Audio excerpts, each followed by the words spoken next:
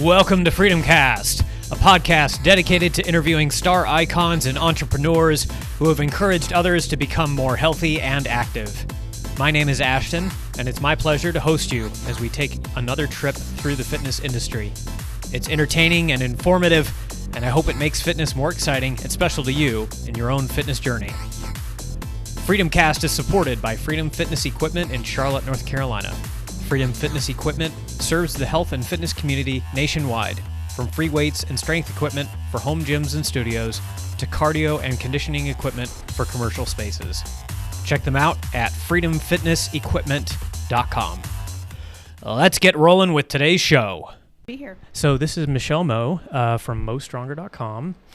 She's a professional powerlifter and just an awesome person to be around. And we've just been chatting a little bit, so this is a continuation of our conversation. I really wanted to interview you in particular because I really enjoy interviewing women in powerlifting who are encouraging other women to do the same kinds of things. And our audience is kind of a mixed bunch, so I thought it would be perfect. But can you tell us a little bit about your background and how you got into powerlifting and lifting professionally? Sure. So first of all, I raised my kids and they're now grown. But during that time, I had tried every type of boot camp, workout, going to the YMCA, whatever home workout I wanted to try to tone and lose weight. And then I started to run. I found running. And I ran for years, had half marathons I've run, 5Ks, 10Ks. That was my sport to maintain my weight, feel healthy. I didn't really enjoy it that much. It was kind of a lot of work. But I did it for years. From there, I started doing CrossFit, and I really enjoyed CrossFit. Mm-hmm. I liked the community. I liked learning how to lift weights. That's where I first learned how to lift weights and lift a bar and train heavy. I did CrossFit for about 5 years.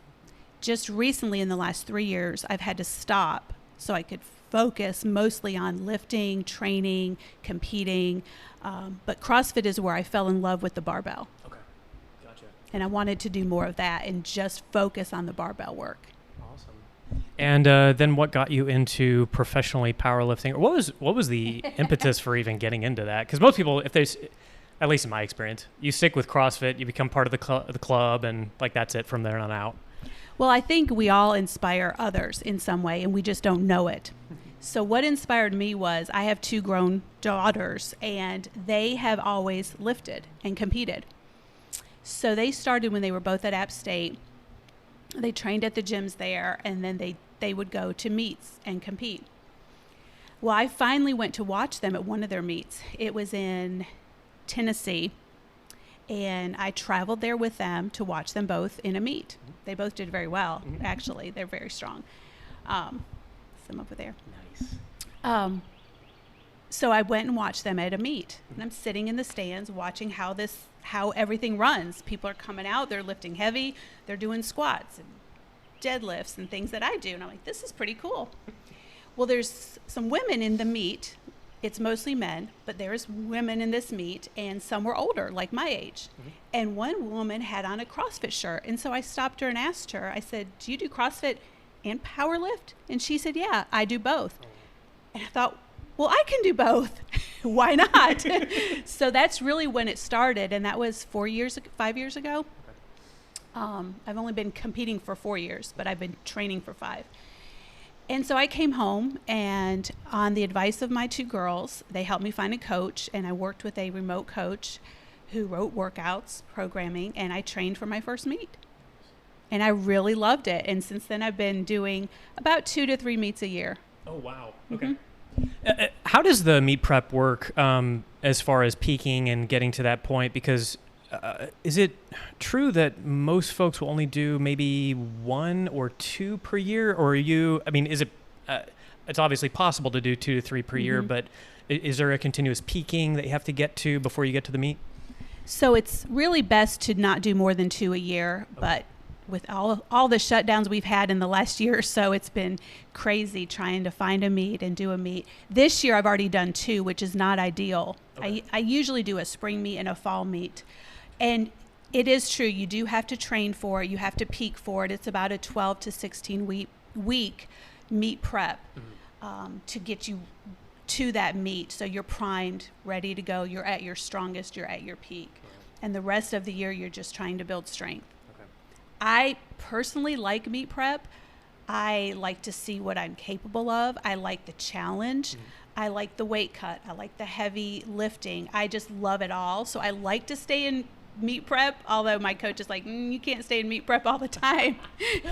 And this year was really hard when I stayed in meet prep since the beginning of this year. Ooh. I did a meet in March that I planned to do, and then nationals came up, and USAPL had not had one last year, so it was kind of announced last minute that it's going to be in June. Okay. It's typically in the fall.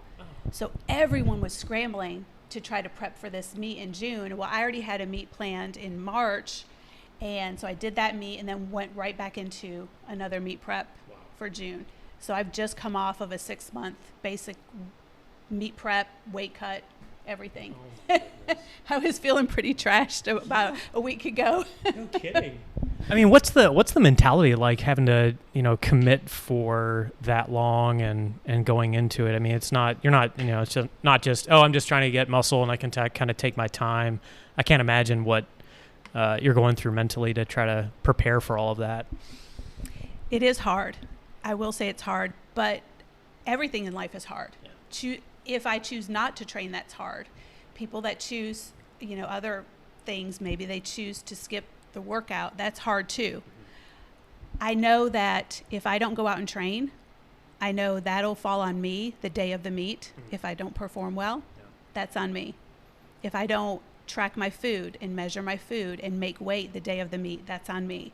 So it's in the back of your mind, yes, this is hard, but I really, like I said, I love it. I like to see what my body can do at this age. I'm 52 now. Nice. So I like to see how much I can lift, how lean I can get, what my body can do.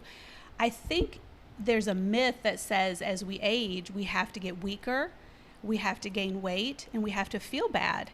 And that's not the case. We can feel good and we can train heavy for ourselves. I mean, my heavy is different than someone else's heavy. So we can train heavy and we can feel great as we age. Yeah, absolutely. Yeah, and you guys need to check out Michele's Instagram page, because you were taking physique photos prior to your competition. Visible abs at 52. So if you guys don't think that's possible, think again. And I mean, do you, just so people know, I mean, do you think you're like in a genetic anomaly, or is this something like everybody can accomplish? I am nothing special. If I can do it, anyone can do it. I didn't start till I was 47. Okay. But it does take a lot of work, and I do make choices. I make a choice when I go out. If I'm in a weight cut or meet prep, I don't drink alcohol. I just don't. The effects of it on the way I will train, the way I'll feel, the bloating I'll get, you just can't have muscles and, like you said, visible abs if you're drinking every weekend. So there's choices I make. They're hard choices, but I don't mind those choices. Instead, it gives me a chance to focus on what I can do and how I feel. But also, if I go out, then I'm focused on the event or the people I'm with and I'm visiting with, or the social situation, not the drinking or not the food. So I really have to dial in my food during meet prep as well. This statistic has been quoted: 80% nutrition, 20% training. Do you think that holds true for most people when it comes to, or is it different depending on the person? It's very true. Okay. It's very true. Until I dialed in my food, so let's go back about 5 years when I first started to lift and compete in meets. I was doing CrossFit 6 days a week. And as you said, on my Instagram, I have pictures of then versus now. I was about 20 pounds heavier then. But I was working out all the time. But I had not dialed in my food. My nutrition at the time was, I didn't know about macros. I didn't track my food. I didn't weigh my food, measure my food. I just ate so-called clean. But I ate a lot of clean food. I thought if it's good, if it's clean and healthy, organic, whatever, I can eat a lot of it. And I just was struggling with my weight. I never had my weight in check. But now let's go back. For the last 4 years, this is how I eat. I weigh my food. I measure my food. I track macros. I look at protein. I get that with every meal. Protein with every meal is key, especially if you train and lift weights. And now my weight's in check. I don't ever have to worry about it. That's amazing. So for a lot of people, macros are a scary thing, especially if you're a beginner starting out. But is there one tip that you would give to beginners who are trying to get into good physical condition and need to really hit weight loss hard going into, I don't know, starting weightlifting or something like that? It's going to be difficult at first, and it's going to seem like it's a lot of work. But trust me, it gets easier the more you do it. I have traveled. I have been on vacations. I've gone to every holiday, birthday, event, and I've still tracked my food. At least if you track something, then you know where you stand for that day. You can't just say, well, I'm just going to blow off today. You can do that once or twice, but if your goal is real weight loss, you have to be consistent, and you have to be consistent at least 80% of the time. Okay, gotcha. Yeah, that I can't remember who is talking about that. You can kind of, and some people vary on this, or on the fence about, can you binge once a month or have like this massive cheat day? Do you even recommend that when you're going through some sort of weight loss journey? Or I do, especially for more of a Gen Pop culture that just wants to lose some weight and look good and feel good. Personally, I do 6 days on, 1 day off. Okay. So I track, measure, weigh all my food, and I'm very restrictive for 6 days. On that 1 day a week, I will allow myself to, I don't like the word binge, I'll allow myself to eat more food than I usually do. I'll allow myself a cheat meal. I don't even like that word either. I just call it my high day. Yeah. It's basically a high carb day. Okay. Because my food is so restrictive of the other 6 days. It's that 1 day to reset, because if you stay in a diet phase week after week after week after week, you will adapt to that lower amount of food, and you'll stop, and weight loss will just stop. Okay. So you have to have that 1 day of a diet break to reset. Gotcha. And then the weight loss will progress. That makes sense. Is that called a refeed? Is that what that's called? It can be. Okay. I didn't know. Yes. I didn't know if there was a difference between that and diet break, whatever you want to call it. It's 1 day. Some people will do a week on and a week off. Some will do 3 or 4 days on, really strict, and 2 or 3 off. Okay. You just find what works for you. Okay. I want to talk a little bit about MoeStronger.com and how the business got started. A lot of the times on this podcast, I like to approach health and fitness from a business angle. So I love hearing about how you got started with that. Well, the business side I don't like because I'm not good at it. I can do fitness and nutrition all day long, but I don't like the other part. And my husband, he runs a business, so he's been very good at helping me do that. Awesome. So it came about last year when I lost my job. I worked at a local gym, and of course, gyms shut down. Yeah. So I lost my job, and I didn't know how long I was going to be without a job. During that time, a lot of things went to online. So I started taking a bunch of classes, getting certifications in fitness and nutrition, and I found I really enjoyed that, so I kept going. As gyms opened, I did not go back to my job, and my husband encouraged me to just start my own business and do it for myself and train people online with remote coaching, and that's how this came about. So then I have my website, and I built a business where I train people on nutrition, and I will also write workouts for them. Nice. I do powerlifting workouts, as well as just someone who's at home and has dumbbells and some bands. Nice. Okay. And so now we're 7 months into the whole new business. Oh, very cool. Yeah. Oh, so this is fairly recent. Very recent. Okay. Very recent. And I found out there's a lot of things involved with starting a business. Yeah, no kidding. A lot more than I thought. It's a lot of work. So this has become a full-time job, really. Oh, I bet. What's been the response to that? Have you seen like overwhelming support and people come into you for coaching and that kind of thing? Yes, I've had great success. My client base is pretty good now. Right. So right now it's just me. I'm the only coach. I'd like to eventually hire on some more staff, but right now it's just me. And so I have enough clients to keep me really busy. Mm-hmm. Some I coach just nutrition. Some I coach both fitness and their nutrition. And from those clients, I've gotten some referrals from them too. Okay. Gotcha. And they've sent their friends, coworkers. Nice. Yeah. Is a lot of it in person, or are you doing a mix of virtual, in person? It's all virtual. It's all virtual. All okay. virtual, yes. So I have clients on the West Coast. Oh, wow. And I have clients here. Yep. Yeah. Very I have neat. clients all over. Very neat. For somebody who's just starting out in weightlifting, and I don't know if you see any differences with men versus women in terms of the type of equipment that you would recommend to them. But if somebody's trying to get into weightlifting and like, oh yeah, I'm changing my mindset from being so cardio focused to actually doing resistance training. Is there any one or two things that you would recommend they get and set up if they're trying to build their own training facility? For sure, I would say get some weights, get some kind of barbell. You don't have to have top of the line barbell that I compete with. Get some plates. Bands are always good. Dumbbells are great. You don't have to have a big home gym. I started off at a local gym here, powerlifting gym.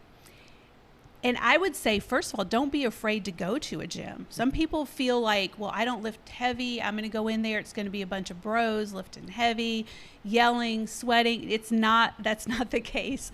The lifting community is one that is helpful.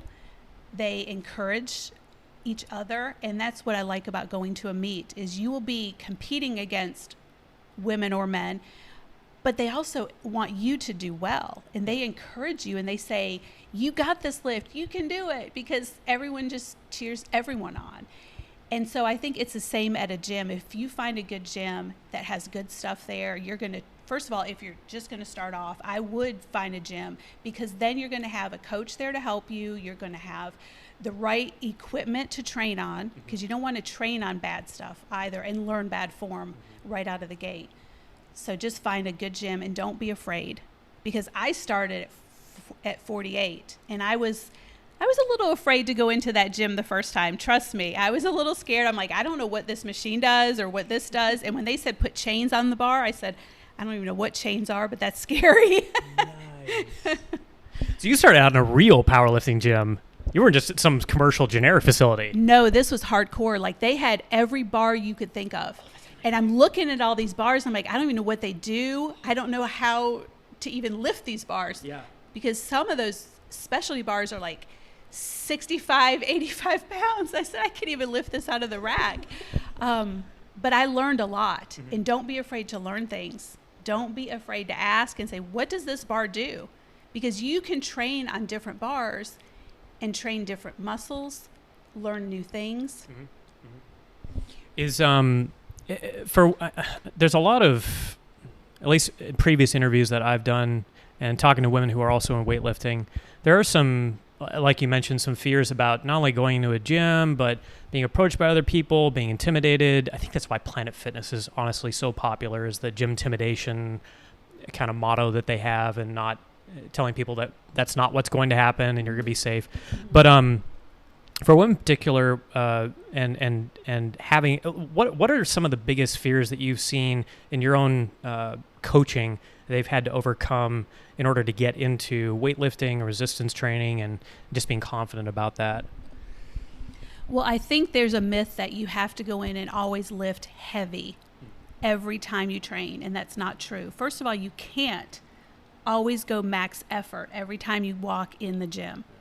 There's no reason to. That's a great way to get hurt. You have to be smart in how you train, and you can't go into any gym and compare yourself to what someone else does and say, well, they come in every time and they're training heavy. Or you can't go in and automatically judge someone because they're lifting light, because you don't know what injuries they deal with. what health issues they have. Maybe they can't train heavy, but they want to train, and for them, whatever they're lifting might be pretty heavy. Just like you can't go in and do max effort every time, because that person will get hurt and you will not see them at the gym again. They won't be back. But I will say, one of the things I miss about having a home gym now, I love it, but I miss being around people and having that, like when I have a heavy squat day, there's no one here to say, you got this, and to slap me on the back and say, get it. It's all on me to psych myself up. So it's really been a lot of mindset shift to get ready to lift on a heavy day, or even on a day I just don't want to train. I don't have to drive to a gym. I have no excuse not to go train. But I think it is an investment in ourselves, whether you have to drive to a gym or not, whether you have to psych yourself up to go train with a bunch of guys, because trust me, if you go to a gym that's just a lifting gym, focusing only on lifting, strongman, power lifting, whatever it is, you will be amongst a bunch of males. Don't let that scare you. They will help you, and you can learn a lot from them. You really can. Let's bust the myth that cardio is better than weightlifting for weight loss. Can you give a couple of reasons why anybody, honestly, would want to pursue that over exclusively cardio? I would say the biggest reason that's false is because you're not going to make any changes to your body composition by simply doing rowing or running or walking, or all those things are good. Getting in steps is good. Walking is great. If you run, that's great, but I would not exclusively run, because you're not going to strength train your legs. You're going to have no strength in your arms. As we age, you have to not only build strength to keep yourself, keep your bones in good health, and you want to feel good as you age and not be hunched over. Posture is key, but you also are not going to see a change if you're doing it for weight loss. And you think if you work out an hour a day and run an hour a day, you're not going to see the change in your body that you want. You are going to almost, I hate to say this, look skinny fat. And you're not going to build that strength. You can't bulk up. That's just a myth. You can't strength train for an hour a day in the gym and get really huge. Your muscles are not going to bulk up that quickly, that much. There's people I know that train for hours a day and can't get that kind of bulk. So I don't know if that answered your question. It does. So you're telling me that a woman cannot look like a man who does strongman and is, like 6'5" and absolutely bristling Not unless she is on some type of enhancement. If you take enhancements, yes. I would recommend that, because that also comes with drawbacks. It's going to do a lot of things to you that you're not going to like. Your body will not like that. But there's people that do it, and I know people that do it, and there's nothing wrong if that's your choice, if that's the look that you want. But you're not going to get that on your own. Okay. Yeah. You will not look like we aren't designed to look like a man. We aren't built like a man, so we're not going to look like a man just by training on our own. Yep. Strength training. Sure. You can't. Sure. It's not physically possible. Speaking of that, when you were first getting into this and starting your business and getting in powerlifting and kind of, talking about your journey, I mean, were you getting any hate from anybody online about, you can't, you shouldn't be doing that, or like, women shouldn't be lifting weights, or any pushback, or was it more or less positive from the community? I really didn't. I hate to say that. I haven't gotten any hate yet. I don't want to start. I think everyone has to do what's best for them. If you don't want to lift heavy, you don't have to. That's just what works for me. Some people might like, just running or walking, getting in steps every day. There's nothing wrong with that, especially if you're someone going from just sitting on the couch to just now trying to walk, let's say 10,000 steps a day. There's nothing wrong with that. I would never push anyone to do anything that they don't want to go out and do, because if you don't want to do it, it's not going to be fun. I wouldn't do this if it weren't fun. I love what I do. So I say start where you're at. Start with what feels good to you. I mean, I guess people will always hate, but I haven't seen that. In fact, I've gotten, my family encourages me, my friends. I feel like, and so therefore the pressure's on to kind of be more of an example to everyone. I try to encourage. I try to be that influence. I try to look a certain way so that I can inspire someone else to do that. Because if I can do it, anyone can do it. And I don't look a certain way for me. I look a certain way because I want to feel good, but also help others in how they look. Because in the end, we all want to look our best. Right. That's the goal. Sure. Speaking of nutrition, what does your day look like when you're eating through for competition versus what it would be, say, during an off season? It's pretty much the same. I just get to eat more food when I'm not in meet prep. So I did it kind of an experiment last year. I cut weight for a meet in July, and I cut weight from the 63 kilogram weight class to 57. So I did a 12-pound weight cut last summer. The reason I did that is I wanted to see how competitive I was at the lower weight class. But I always told myself if it started to affect my strength on the bar, that I was going to stop, that I was going to go back up to the 63. And as you can see, I have records in all weight classes. There's some 57 and some 63. 69 is up there too. That's where I started. So what happened last year, it went well. I did the weight cut, dropped 12 pounds, which, to answer the question you asked, was I just cut my calories pretty significantly. I wouldn't recommend that unless you compete. That's not a good way to lose weight and keep it off for the long term. You can't sustain that. So then I liked how I competed. I liked the records I set. I set more state records at that meet, and then I maintained that. So then the meet I did in March was the same thing, 57. I had to cut a little bit for that. I don't sit at 125 pounds, so I had to cut about 4 pounds for this last meet. Well, then I went right into the next meet prep, Nationals, which was just a week ago, 2 weeks ago. It was in June. I don't know when this will air. Nationals was in June. I competed on June 14th. That one didn't go so well. I had been in a weight cut too long, and it was starting to show with the weight on the bar. My strength wasn't there. I didn't have the meet I had planned or hoped. I was lifting more weight in the gym than I did that day on the platform. So I've since called it quits, and I'm going to put on a little more weight this year. Now I'm just trying to build strength, so I'm going to eat more food, put on some more weight, some muscle, and see where it goes from there.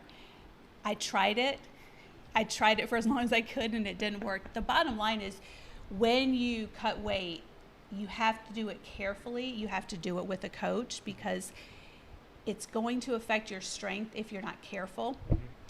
So I think people try to reduce their food intake for so long, and they hope that's how they're going to lose weight. Eventually the weight loss stops, and they don't know why, and it's because they've been at such a low amount of food for so long. The calories are just not there. Your body is going into starvation mode. It's trying to survive, and so you're not going to lose weight. So the way I eat is I basically eat the same thing every day. I'll add a little more food if I'm in a bulk phase and I'm trying to add some weight, some muscle, and I'll just take away some food if I'm trying to cut weight. It's pretty easy. It's pretty simple. Calories in, calories out. Bulking sounds scary, though. It's very scary when that scale goes up, but your strength goes up too. But I basically just try to eat the same thing every day, some variation. I try to save my so-called treats or special cheat meals when I go out to eat. But if I'm home, I just meal prep my meats, proteins, my carbs, my rice, and things like that. It's a pretty basic diet, some variation, lots of egg whites, lots of chicken, lots of lean beef, I do try to watch my fat intake, so I don't eat a lot of high-fat meat. Okay. Rice and potatoes, some vegetables, really good vegetables. I try to get my carb sources from fruits and vegetables. Okay. I eat some bread. I eat bread about once a day. Gotcha. But Okay. I eat real food. Yeah. You're not on like protein shakes the entire day or something like that. I'm not, and it's funny you say that because protein intake for me is very high. I eat a lot. Yeah. I eat a lot. And I get asked that all the time. Clients will ask me, what do I think about protein bars and shakes? And I think they're just a supplement to a good diet. They shouldn't be the main part of your diet. Yeah. So many of them have fillers in them or things you shouldn't have, artificial sweeteners and things that you don't even know what's in them. So I wouldn't make that the main part of your diet. I'll add some once in a while, but not a lot. Definitely not bars. I don't eat protein bars. When your protein stack is 50 ingredients long, you probably know there's something wrong. Yes, there's probably too much in there if you compare that to like chicken breast, which is just chicken, or egg whites, which is just egg whites. I eat egg whites every morning for breakfast. So even on vacation, I eat egg whites. So how do you keep from being boring? Because I'm sure people are listening to this and they're going, oh, I can never possibly eat that way. It sounds so like bland. And I know there's a cheat meal on the weekend, but like how do you keep it interesting for yourself and keep consistent? Well, I go back to the fact that it's hard. Mm-hmm. I'm used to it now. I don't mind it. I'll vary it with egg whites with some cheese or egg whites with bacon or egg whites with veggies. I mix it up. It's not always the same. But honestly, we have to choose our hard. And that's my philosophy in life. Everything is hard. If I wanted to eat, muffins every morning for breakfast, that's going to be hard too, because I'm going to put on a crap ton of fat and I'm going to look bad and I'm going to feel bad. I'm going to feel better. Right. But the muffins are so good, but I'll feel better if I eat the egg whites. Yeah. And I know I'll feel better and I'll train better. I'll perform better. I'll recover better. I'll put on muscle.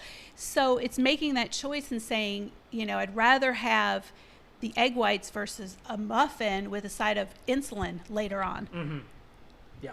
So yes, it's hard, but everything in life is hard. And we all make a choice every day. Everything we do is a choice. Everything's hard. And I say, choose your hard. Yeah. I didn't coin that. I don't know where I got that from. I heard it somewhere, but that's my philosophy, is choose your hard. Yeah. Everything's hard. If I don't exercise or lift, that's hard too. Because then my joints will hurt. And I wake up now, I'm on no prescriptions at 52. I wake up feeling good. I can move my body. I don't have aches or pains. Yeah. So yes, it's hard to lift heavy. It's hard to train. It's hard to psych myself up to go work out. But it's also hard not to. I want to ask you about that. Were you on prescriptions? Were you having? Absolutely not. I've not had health issues personally, but I grew up with parents and family that have had a history of that, and so I wanted to change that trajectory. Gotcha. I lost my dad he had a heart attack in his 50s and then again in his 60s and died really young. My grandfather had that. My grandmother had issues. It's just a long line of health issues, and I don't want to repeat that. Yeah. I'm trying not to. Yeah, that would be a good thing. Well, you're leaving such a legacy for your family and your kids and their kids, just seeing how you're, progressing through the strength world. I'll go back to the conversation about nutrition again, talking about supplements. Supplement industry is heavily marketed, huge. There's a lot of confusion around, do you take this? Do you take BCAAs? Do you take EAs? Do you take protein? Do you take... what's your stance on supplements across the board? I mean, we've already talked about protein, but anything else? Do you think it really affects or marginally affects performance, particularly for competition? It depends. That's the answer. It depends on how you train and what you do. I would say supplements are something that you don't need if you already eat a good diet and you work on the nutrition side. I don't recommend supplements to anyone, not because I don't believe in them, but I think it's all marketing. I think most of it is just to sell product. And I think so many of them out there, so many times we can get caught up, and I did too. I got caught up in every diet out there, the cleanse diet, the low carb diet, keto diet. I bought every supplement. There was a time I think I was on like 14 supplements a day because I thought the more I do, the more the weight will come off. And I didn't understand that it was really, I had to do the work. That being said, there's a few I personally take because I think they're important. I take fish oil. I take a joint supplement that I've researched and found one that's very clean that I really like, that I think works. And I think a joint supplement is helpful if you're my age and you train. I have to be careful how I train. I may have to wear a powerlifting belt or like wrist wraps when another athlete may not have to. Right. For bench, I wear wrist wraps. When I squat, I wear knee sleeves. Because I'm older, my joints are older, I want to protect them, not because I'm injured. I'm all about the prevention side of lifting. So I take fish oil, I take vitamin C, I take a joint supplement. That's really all I take. Okay. At night, sometimes for sleep, I'll take zinc sleep stack. Okay. Yeah. But really, I think our body can do it on its own. It's when we start to add too much or take away. So I've had clients who say, well, I cut dairy out. Well, that's great. Why did you cut that out? I just feel better. I just thought I just want to cut that out because because they heard that's good for you. Yep. The problem with that is you cut dairy out or cut any food group out, your body stops producing an enzyme to break that down. So then you go to eat it again a year later or 2 years later, and you start having all kind of issues, GI issues, all kind of stuff, because your body's like, well, we haven't had this for a while. No wonder. So I really think you should get your vitamins from food, but I know that's not always possible. As far as EAAs go and BCAAs, I made the switch from BCAAs to EAAs years ago because I felt like they do more. That being said, I take such a small amount, it's only 10 grams, in a workout shake, which is a very small amount. It's not even half a scoop, I don't think. Yeah. And then I take HBCD, which is cyclic dextrin. Okay. That's my carb source in my intra workout shake. Gotcha. And again, that's only 10 grams. It's a very small amount. I take that just because I train for 3 hours at a time. Wow. I don't recommend that because you don't need it if you train for an hour or less. Yeah. There's no reason to have any carbs intra workout. I do it, first of all, to get the extra carbs because I train for a long time, but also I don't have time to stop and eat. Right. I train for 3 hours. I don't have time to stop and eat. Yeah. But I don't think it's necessary. It's not going to hurt you if you take it. It is going to add extra carbs to your day. I'd rather eat those 10 grams of carbs, but instead I drink them in my intra-workout. Nice. I mean, when you're down to like 70 grams of carbs a day, I don't really want to spend 10 on my intra-workout shake, but I've done that before. Yeah. Wow. Training. So I know we were talking a little bit before we started recording about, I personally despise running, so I'll do anything to avoid running. I'll do assault bike, I'll do rower, I'll do anything. Have you found any sort of cardio and conditioning? Well, first of all, stance on cardio and conditioning. Is anything over 10 reps cardio? Anything over 5 reps is, if it's heavy enough, trust me. Trust me. And do you have a preference? Do you recommend certain types of cardio for clients over others? I think running is great. I think you have to be careful, though, especially as we age. People go out and do it, and I think they don't start off the right way. I think they just go out and try to run a mile or 2 miles.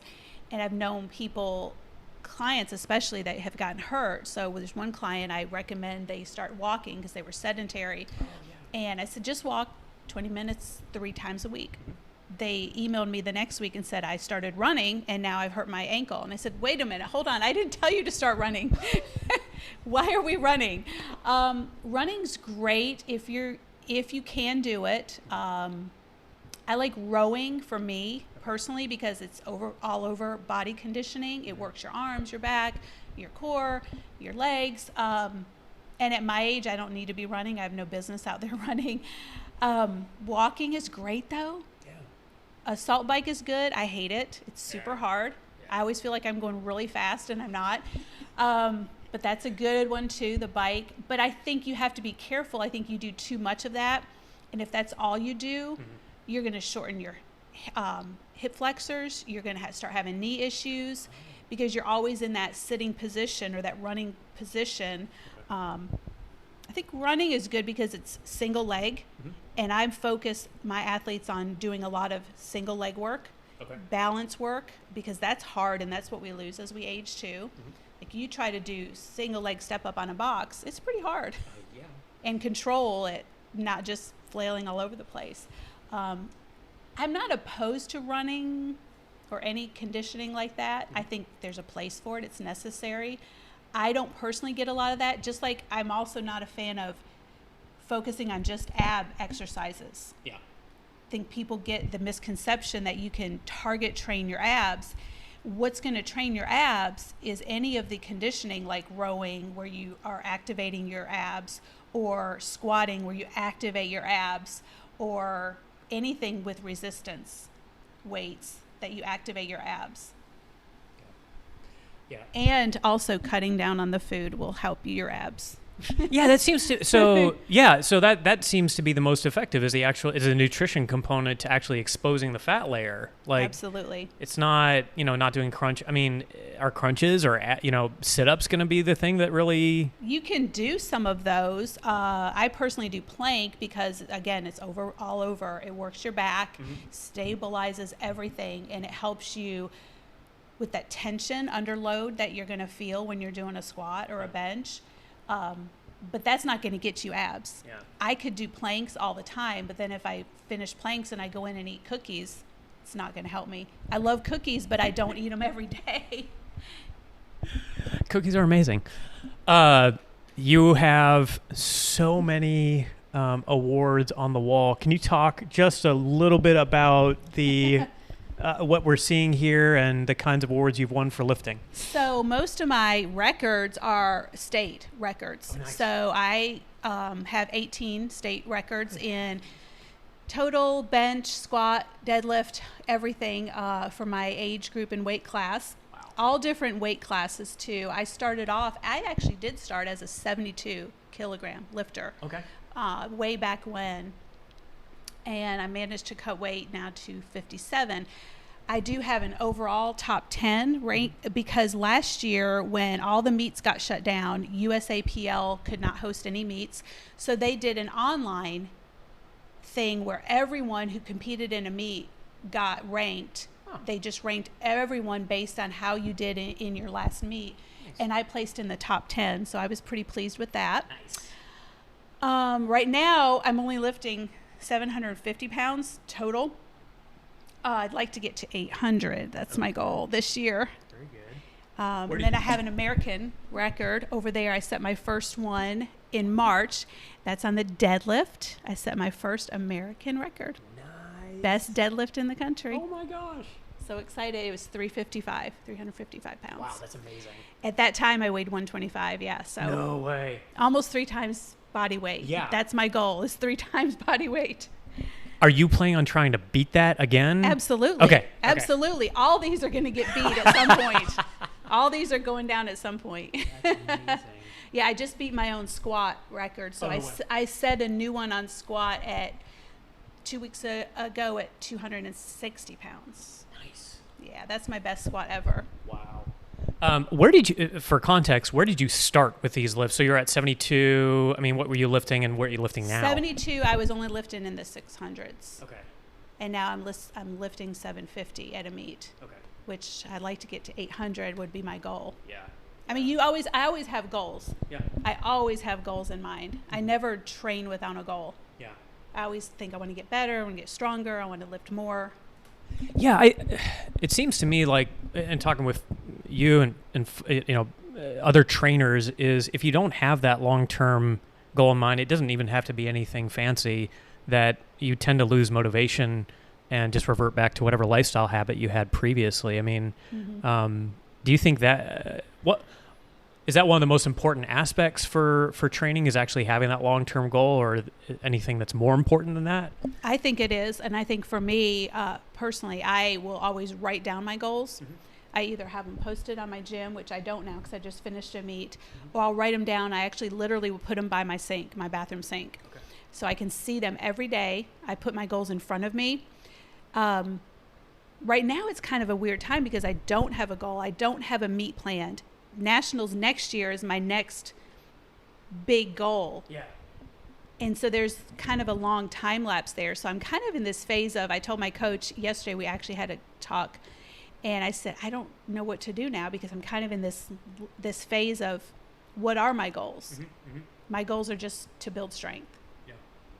So you should always have a goal, even if it's just a goal to build strength or just lose 1 pound a week, or, just feel better, just be able to run more or bike more or lift more. You should always have a goal. Yeah, absolutely. Otherwise, how do you measure if what you're doing is working? Right. The scale is one goal when we have weight loss, but so is taking pictures and seeing how your clothes fit and how you feel and how you look, and are you sleeping better? Are you feeling better? Do you have brain fog, or are you starting to become more clear? I have a client recently I had not worked with her for very long, a couple months, and she was tracking macros and tracking her food and working out. And she said, I don't have to take naps now every day. I said, well, that's huge. Whether you lost weight that week or not, that's huge. Yeah. That's a victory right there. That's a great goal, to just feel better and not have to, and she's 20 something. No, so to not have to nap is huge. We don't understand how bad we feel until we start to feel good. Yeah. Until we dial in our food. The workouts are great, but they're just a small part of what makes us feel good. Yeah. I know for me, I miss it when I don't work out. I've been gone for 2 weeks. I've been traveling to nationals and then on vacation. So I finally got back in the gym the other day, and I missed it. Yeah. I missed it. I couldn't wait to get back. Yeah. I mean, hotel gyms are great, but I missed my gym. What's actually, speaking of that, so travel and those kind of things, I mean, people tend to fall off the wagon and then get discouraged about getting back on. I mean, what's your advice for people who are having to travel, or just want to take a vacation, they're lifting, they're away from their home gym? Any tips or tricks for other than researching the closest gym to you when you're on vacation? Well, that depends on the person. Mm-hmm. For me personally, when we go on vacation, my husband knows the very first thing after we check in, I have to find the gym. Okay. Where's the hotel gym? Where's the gym at that resort? Wherever we're at. I want to know where it is so the next day I can plan. I always block out time on vacation to lift or train, even if there's not a squat rack there or barbells or plates. I'll do something. Mm-hmm. I'll do machines. I'll do bands. I always bring my own bands, my own gym bag. But for some people, and I'll tell clients this too, if it's vacation and you don't want to train, I wouldn't train.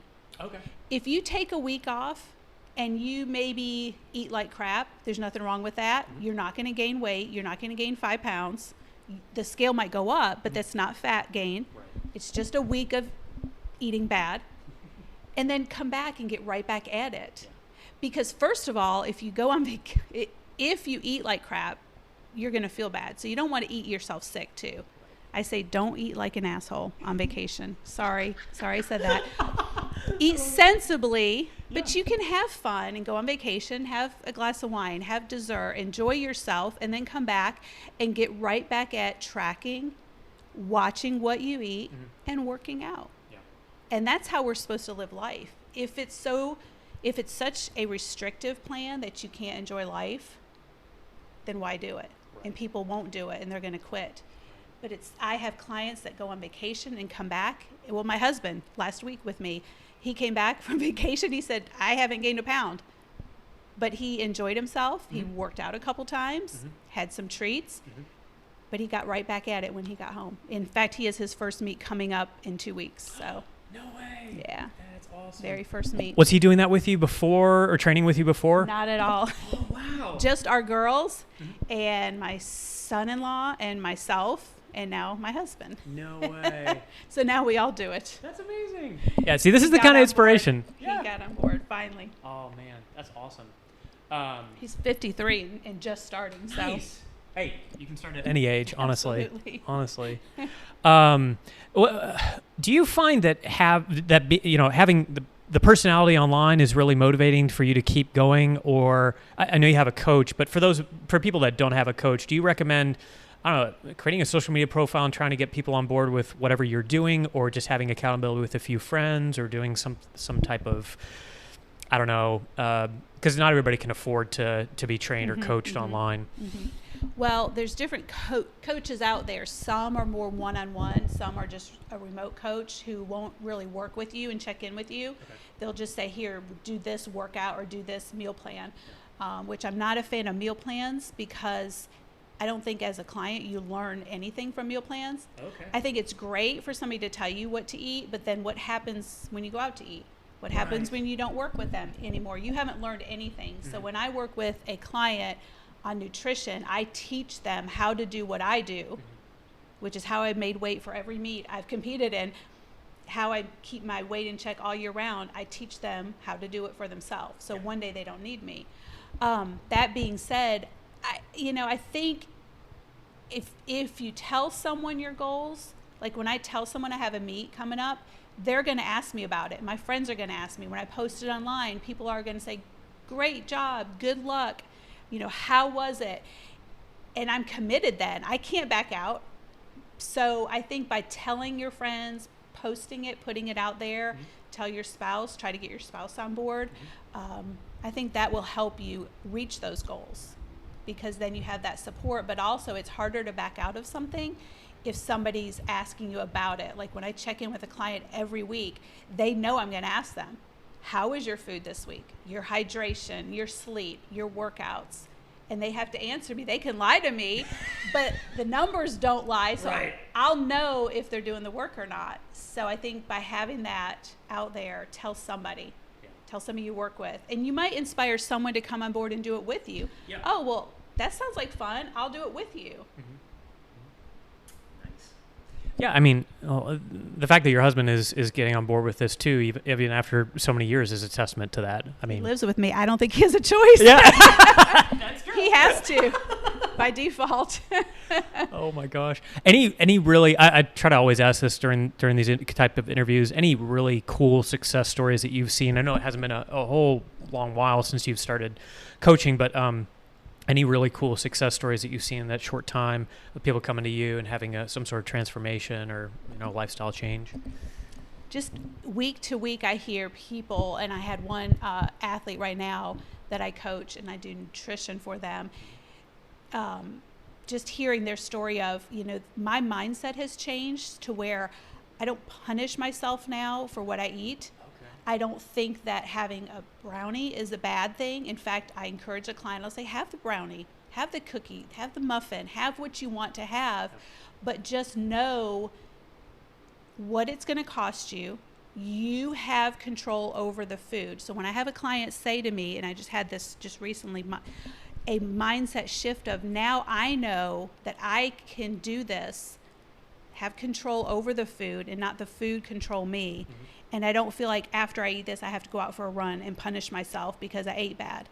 There is no bad and good. Yeah. It's looking at food for what it is. It's going to fuel you if you let it, and making that choice. And sometimes we're going to make a bad choice. I make bad choices. There's nothing wrong with that. I love pizza. I love cookies. I'll eat them from time to time, but I know what it costs me.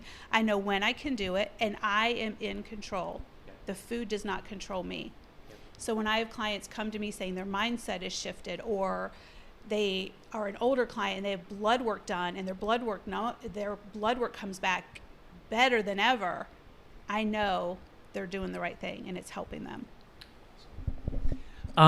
In terms of resistance training and differences between men and women when training, do you notice any significant differences? I mean, aside from weight pulled, but either in technique or things you need to watch for being a female versus being a guy when you're doing this kind of thing? Or is it pretty straightforward across the board? You've got this technique, it's going to work for you, and that's it. I think you find what works for you. I've seen, obviously, let's look at squats. Squat variations I'm short, so my squat stance is a narrower stance versus some guys who are bigger have a wide squat stance. Okay. I do know guys that have a narrow squat stance. I think it depends on the person and how you're built and what feels comfortable to you. Okay. On squat, I can put my hands really close in on the bar. Some guys have a wider grip on squat. Same with bench press. Some people have a super big arch on their bench, which helps them. Women and men. Some people don't. I think it's all about how you're built. Okay. I don't think you should force anything. I think we tend to look at Instagram or Facebook or videos and say, oh, my squat should look like this elite athlete or this person. And no, you have to squat the way you can squat, bench the way you can bench, pull the way you can pull. Yeah. Do what works for you. Yeah. I mean, I deadlift sumo style. Sumo is just my preference. I started conventional, but then I realized I'm stronger in my quads than in my hamstrings and my glutes. So I switched. That being said, I start with my hips higher when I pull. Yep. I get fussed at all the time. My coach has stopped fussing at me for it because she's like, I know that's just how you pull. I pull with higher hips. Okay. And that's just how I pull best. I have a deadlift record, American record to show it. So obviously it works, but I don't try to emulate some of the great lifters because they pull and lift the way they can do it best. Yep. The end goal is to lift the most weight. Right. That's always the end goal. Right. In fact, we just talked about it. My coach and I were like, should we change my bench a little bit? Do I bench better if I have a wider grip? And so we're just playing around with some things right now to see what's going to work best now that I'm not training for anything. But you're always trying to tweak it and find that little advantage, I think. Yeah. Last year I had a hip issue on my left hip that I was seeing somebody for, and my hip was just giving me a fit, so I really had almost no arch, and so I was benching with my feet up. Oh, wow. In training. Mm-hmm. Well, then I had a meet in July, and I was like, is this going to act up? Is this going to flare up? I was nervous. I was scared. Is my hip going to act up? Because it would go up into my back, and then I was down for a day or so. Yeah. So I wasn't arching at all, and it really did affect my bench some. Yeah. No kidding. Bench is one of those funny lifts that it takes you a while to go up in bench. I will usually chase a bench PR for about a year. Wow. Okay. And you have to be patient. You can't give up and say, okay, I didn't get it, so I quit. Yeah. Well, then what? You never go up. You never go up. Same with if you eat bad one day. Okay, I just ate pizza, so the whole day is ruined. I give up.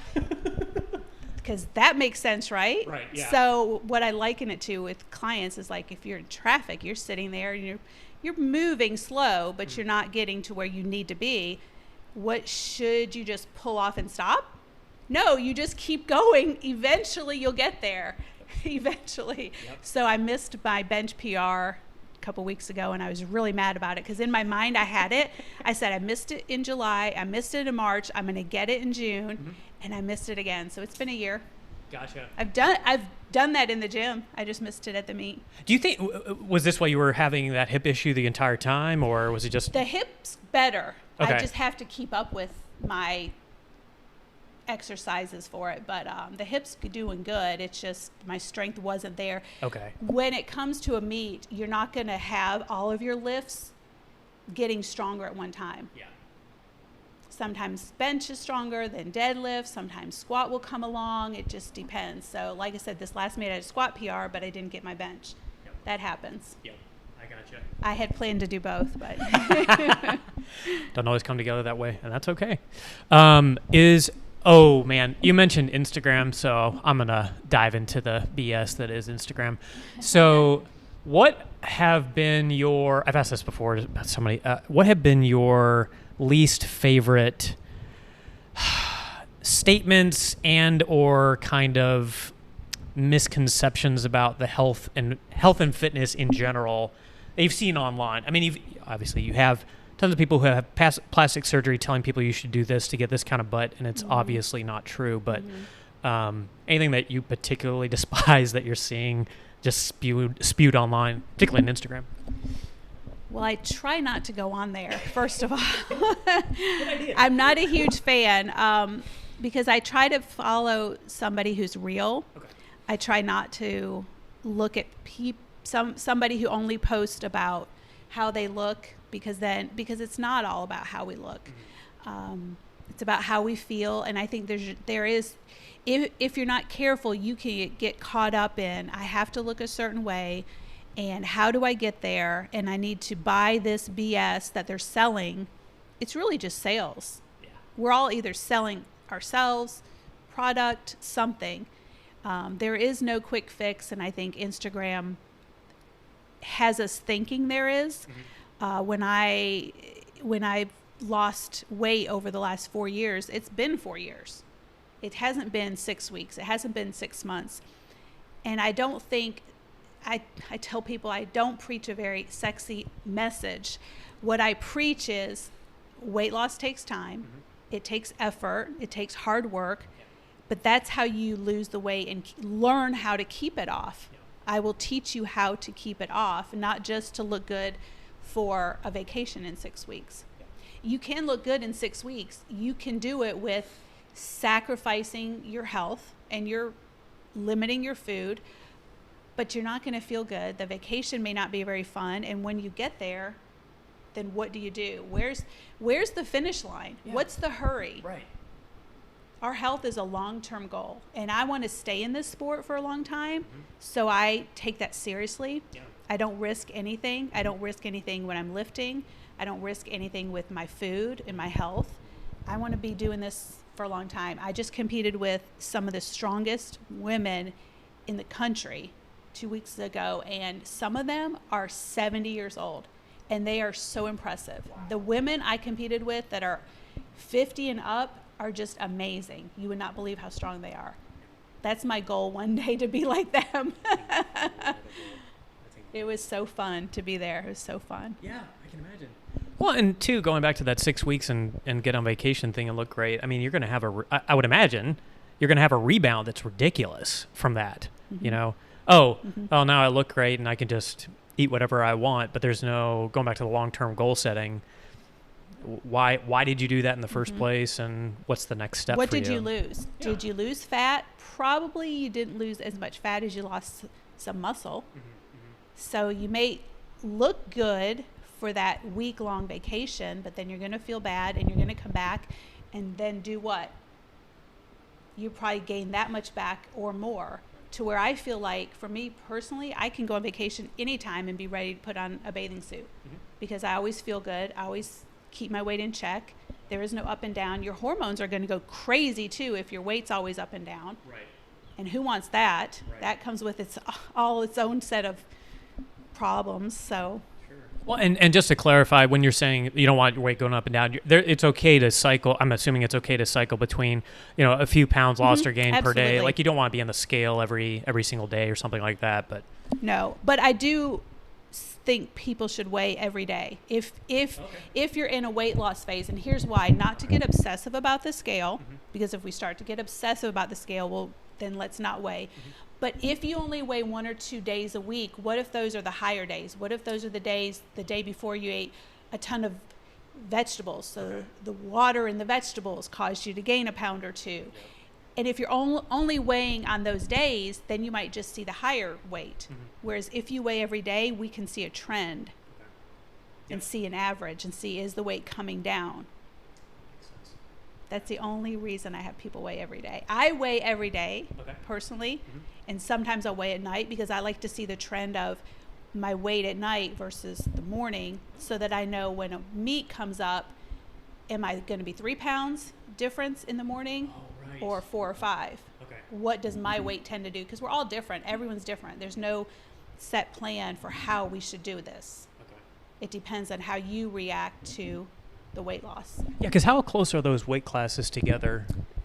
Well, there's 12-pound difference. 57 and 63. And I think I'm going to go back up to the 63 this next meet because, like I said, I tried my experiment with the lower weight, and it worked for a while, but it affected the weight on the bar. And I want to get some more weight on the bar.